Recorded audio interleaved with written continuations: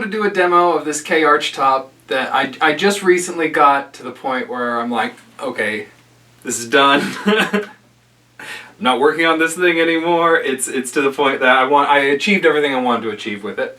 But it was a long journey. I got this archtop several years ago, and I've tried to bring it back. It was really messed up when I got it. It had been repaired really badly at some point. I got these guitars from this guy, and I got 3 guitars at once, and he was sort of an amateur. He had an amazing collection, all sorts of stuff, but anyway, I got these guitars from him, and they were all wrecks, but very interesting wrecks, all of them. And this one was like, well, it's not the wreckiest one, we'll get to that some other point, but so it had been filled in, all these cracks. The back was completely warped like insanity. I have some pictures that we'll put up. Lots of old fills, lots of old things, and nothing fit on the back. It was just a mess, but the top was totally uncracked and in great shape, and it's an older archtop. I think this might even be, I think this is 1940s. It has the K blue K label, or one of the blue K labels that's sort of made out of foil, which I think indicates that it's an earlier one of these. All solid woods, but I think this is pressed. It's got parallel bracing, no bracing on the back, except during my restoration, I actually the back was so badly warped that to get it back to where it needed to be, I had to add a brace along the back, and there were a bunch of cleats along this major crack that was in the back. But I ended up taking this entire back off, all the binding off, taking the back off, and just rebuilding it essentially, and it's solid as a rock now. I'm putting that back on, and I took the neck off a couple times to get this neck right. It has a brand new fingerboard, a brand new bridge.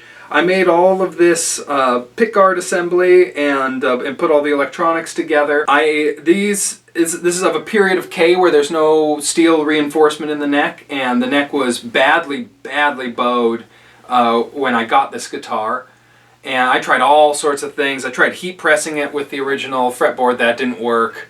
I tried leveling the old original fretboard. That didn't work. I took off the fretboard, and the neck was still very bowed. And I installed 2 carbon fiber rods that go all the way through this guy. And actually there was a layer of veneer on top of that was then leveled to make it extra level, because it was so hard getting the bow out of this neck without just taking a ton of material off of the neck. And then on top of that is a new fretboard with the same, or a very similar at least, inlay scheme to the old fretboard, though I changed it up a little bit. It used to have, I'm looking at it up there, I think, oh yeah, I added double dots, and I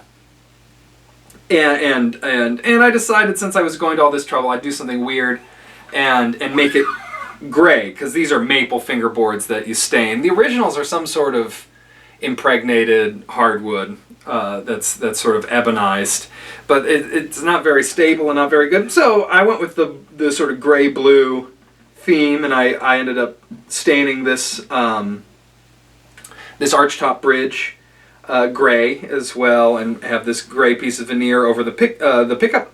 The pickup is a very odd, I'd never used it before, mini humbucker that's made by, was it CB Ginty, CB McGinty, that's some dumb name, and they make all kinds of stuff for cigar box guitars. But it was so thin that I wanted to try it to do this low profile sort of humbucker situation.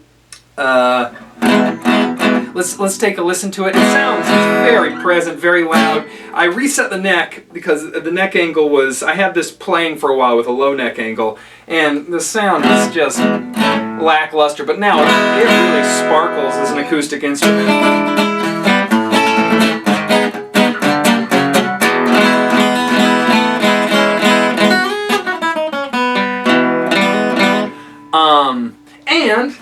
you can plug it in, and it makes a really great electric here. Oh God.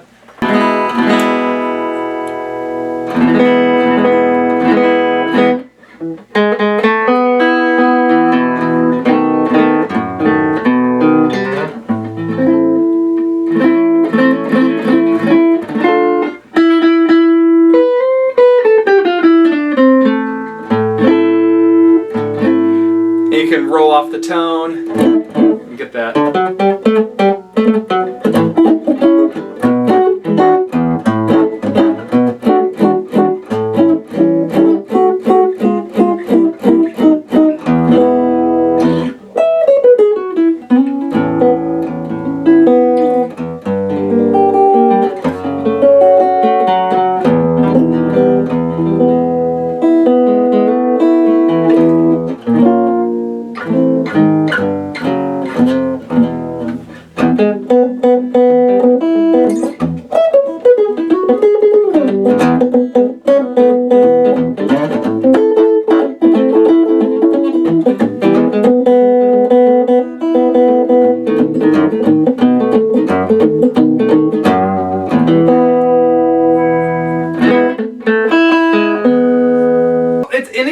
It's really bright electrically, much brighter than you'd expect a hollow body to be, and lots of color range.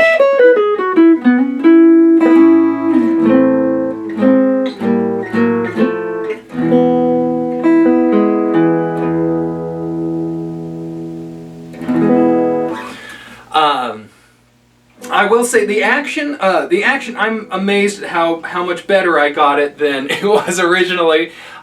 There's a little bit more relief in the neck than if you had an adjustable truss rod, then you would dial in with an adjustable truss rod, just a slight bit. But really, it plays great. It plays in tune over the neck.